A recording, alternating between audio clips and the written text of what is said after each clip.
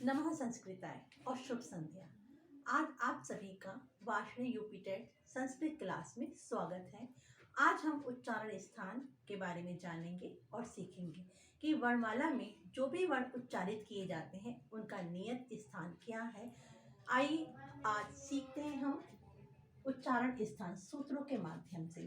पहला सूत्र है अकुह विसर्जनीय नाम कंठः, यानी आ जो सूत्र में लिखा हुआ है प्रथम वर्ण आ, तो ह्रस्व और दीर्घ आ दोनों ही।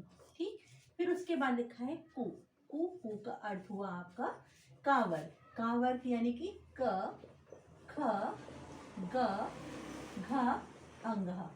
ठीक, फिर उसके बाद अगला वर्ण है हा, यानी कि अगला वर्ण कौन सा हुआ आपका हा, और अंत में है इसके बाद विसर्ग। ठीक, यानी कि ये सभी वर्ण आ उ यानी क ख ग अंगः और ह और विसर्ग किससे बोले जाते हैं? कंठ से।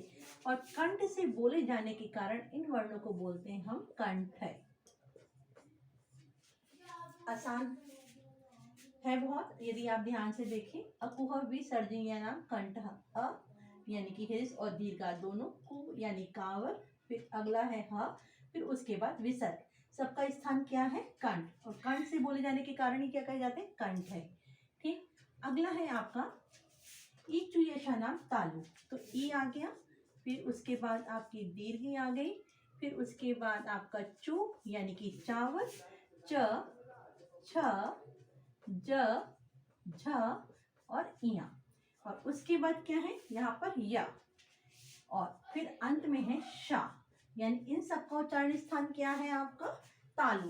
तालु से बोले जाने के कारण ये वर्ण क्या कहे जाते हैं? तालव्य।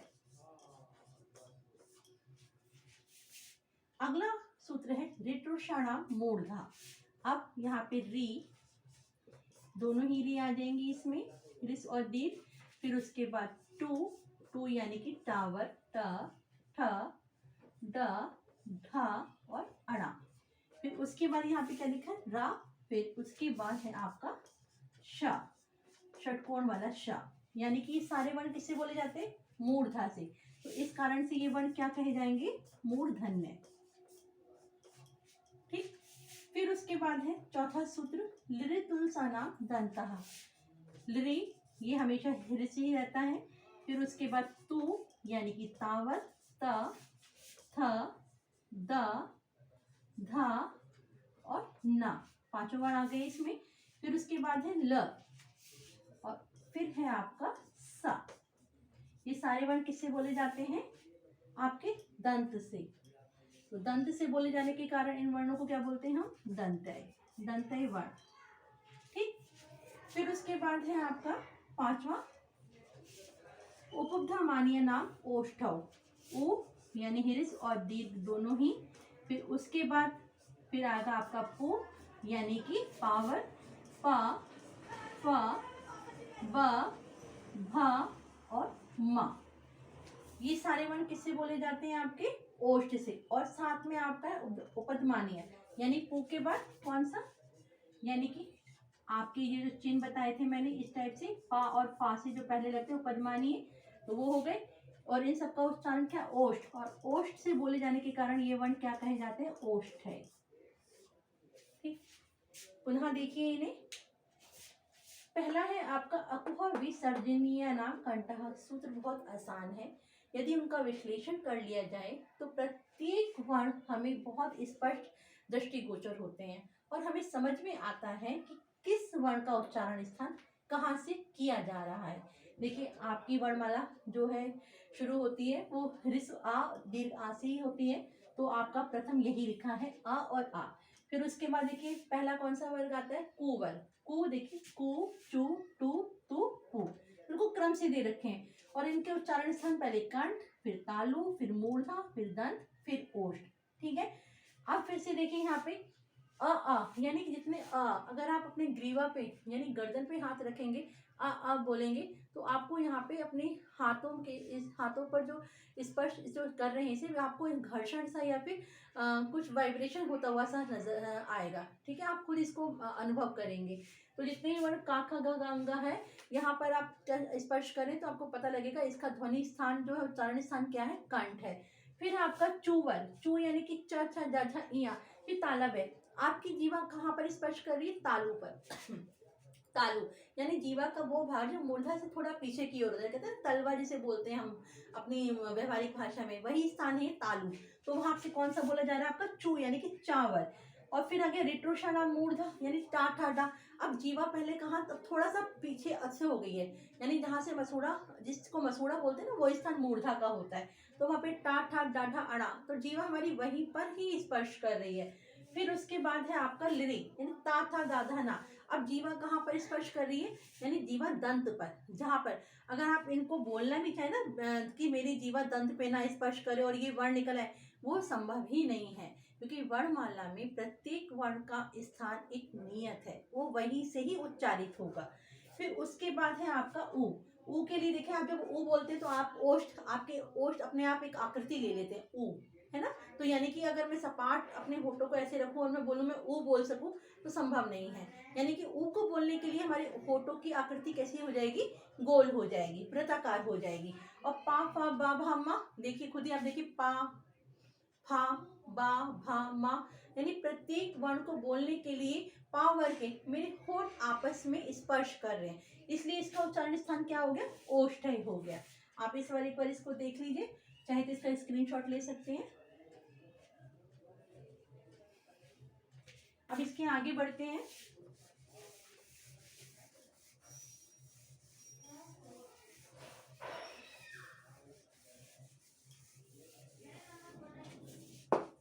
देखिए अब क्या है, छठा सूत्र यहाँ पर, छठा कह रहा है इया, फिर म, फिर अंग, फिर अड़ा, फिर ना, और फिर म।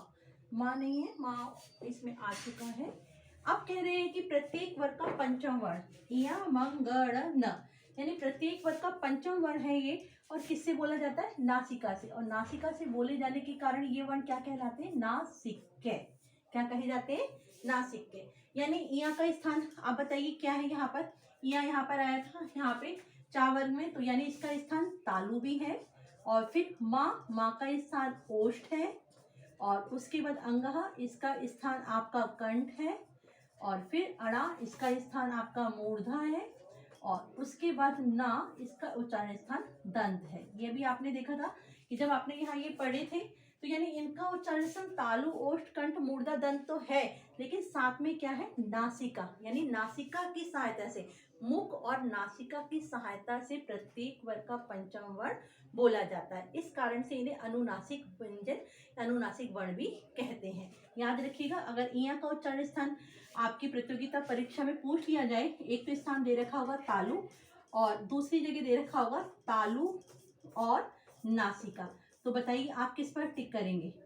तो हमारा जो आंसर होगा, तालु तो इसका है ही स्थान, लेकिन तालु के साथ इसका स्थान क्या है? नासिका। तो हमारा सही उत्तर क्या हो जाएगा? तालु धन नासिका, यानी तालु और नासिका दोनों से ही यहाँ का उच्चारण स्थान होता है। इसी प्रकार से माँ का भी आ जाए तो नासिका इसमें भी हो जाएगा, नासिका इसमें भी, यानी प्रत्येक वर्ण में नासिका साथ में रहेगा। ठीक है।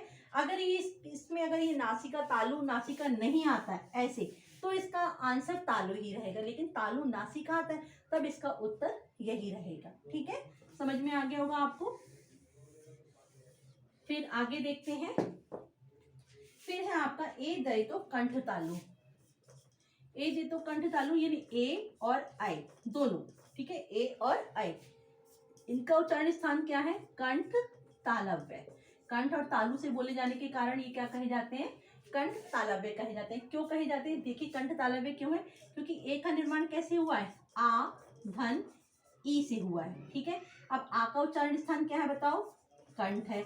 और ई का उच्चारण स्थान क्या है? तालु है। अब देखिए, जब आ और ई कंठ और तालु से बोले जाते हैं, जब संध्याक्षर करके बना तो ए बना, तो इसका स्थान क्या हो गया? कंठ तालव्य। ठीक इसी प्रकार से देखिए ए का, ये कैसे बोला? ए धन आई, इसी से ही है। फिर आ का उच्चारण स्थान क्या होता है? कंठ होता है। और ए का स्थान क्या होगा यहाँ पे? यहाँ पे ए का स्थान क्या होगा बताइए? ए का भी क्या होगा यहाँ पे? सॉरी, आ धन आई तालु, तो इसलिए इसको क्या बोलते हैं? कंठ तालव्य बोलते हैं। ए दयतो। चलिए आगे देखिए। फिर है आपका ओ दाउतो, ओ दाउतो यानी ओ और औ, इनका उच्चारण स्थान क्या है? कंठोष्टम। ठीक, अब ओ का निर्माण कैसे हुआ है आपका? आपका हुआ है आ धन उ, यानी आ और उ मिलके आ का स्थान क्या हुआ? कंठ, और आपका उ का स्थान क्या हुआ? ओष्ठ। इसी कारण से इस वर्ण को क्या बोलते हैं? कंठ ओष्ठम। ठीक है, सही। आगे देखिए, फिर है आपका वकारस्य दंतोष्ठम। इसमें क्या कहा जा रहा है? इसमें कह रहे हैं वकारस्य यानी कि एकल वा, एकल वा। एकल वा का उच्चारण स्थान क्या है? दंत और ओष्ठ, और दंत और ओष्ठ बोलने के कारण इसलिए इसको बोलते हैं दंतोष्ठ है वर्ण। यानी कि वा बोलने के लिए ऊपर के दांत और नीचे वाला होठ दोनों जब आपस में स्पर्श करते हैं तब जाके उच्चारण वर्ण में कौन सा निकलता है? व। ठीक है, आप खुद ही उच्चारण करके देखिए, स्वयं देखिए। वा, तो वा बोलने के लिए ऊपर के दांत और नीचे का वा, क्योंकि ये सिंगल अपने आप में एक ही है, इसमें षष्ठी विभक्ति एक वचन का प्रयोग हुआ है। तो यहाँ पे 9 सूत्र हो गए। अगला सूत्र है यहाँ पर अनुस्वारस्य नासिका चा। अब यहाँ पे कहा जा रहा है 10वां सूत्र है ये। 10वें सूत्र में कह रहे अनुस्वार यानी कि जो शिरोरेखा के ऊपर शब्द के जो अंत में लगता है, जिसकी ध्वनि अर्ध मा में होती है। ठीक है, तो इसका उच्चारण स्थान क्या है? नासिका, जो एक अनुस्वार के रूप में होता है। ठीक है तो ये प्रत्यय पाक का पंचम वर्णी, उसका भी उच्चारण स्थान नासिका ही था। यहाँ पर सिर्फ अनुस्वार के रूप में इसका प्रयोग होता है, इसलिए इसको अलग से दर्शाया गया है कि नासिका और नासिका से भी अनुस्वार का प्रयोग होता है, यानी कि उच्चारण होता है। और 11वां और अंतिम है जीवः मूल्ये,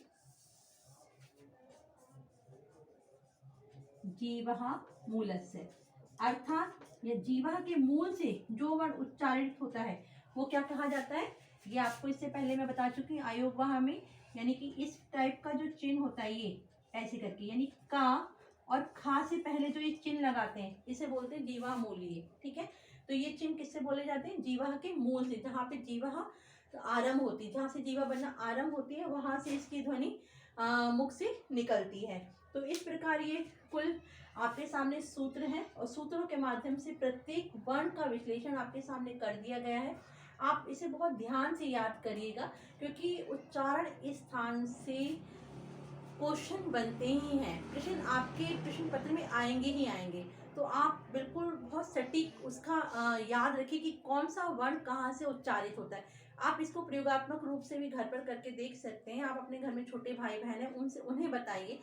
आप जितना दूसरों को बताएंगे, जितना ज्ञान आप बांटेंगे, उतना फिर आपको वो कंठस्थ होगा। जैसे कि मैं आपको बता रही हूँ तो ये चीज़ मुझे कंठस्थ हो रही है, आप दूसरों को बताएंगे तो वो आपको कंठस्थ होगी। तो यहाँ पर प्रत्येक वर्ग का उच्चारण स्थान मैंने आपको बहुत सरल तरीके से विश्लेषण करके समझा दिया है। आशा करती हूँ आज की कक्षा आपको बहुत अच्छे से समझ में आई होगी और आप इसका अभ्यास करेंगे। जितने भी प्रश्न उत्तर उच्चारण स्थान से बनते हैं आप उनको हल कीजिए और देखिए कि हम कहाँ तक प्रश्नों को हल कर पाते हैं। मैं जितनी भी कक्षाएं यहाँ पर ले रही हूँ आप उसको प्रत्येक प्रकरण की पुनरावृत्ति समझिए। ये सब चीज़ें मैं कक्षा में सिखा चुकी हूँ अपने सभी बच्चों को। तो आप उच्चारण स्थान में प्रत्येक वर्ण को बहुत अच्छे तरीके से उसका अभ्यास कीजिए। बहुत बहुत धन्यवाद। आपसे एक बात और कहना चाहती हूँ कि आपने इन वीडियोस को लाइक, कमेंट्स और सब्सक्राइब करके मेरा समर्थन जो किया है उसका बहुत बहुत धन्यवाद। मैं अपने सभी साथियों को, बंधुजनों को, संबंधियों को और अपने प्रिय विद्यार्थियों को जो मेरा सदैव हर परिस्थिति में मेरा साथ देते हैं, मुझे सहयोग करते हैं, जब भी उनसे कोई बात कहूँ तो वो उसको स्वीकार करते हैं, तो आप सभी जनों को मेरा कोटि कोटि प्रणाम और बहुत बहुत धन्यवाद। शुभ रात्रि।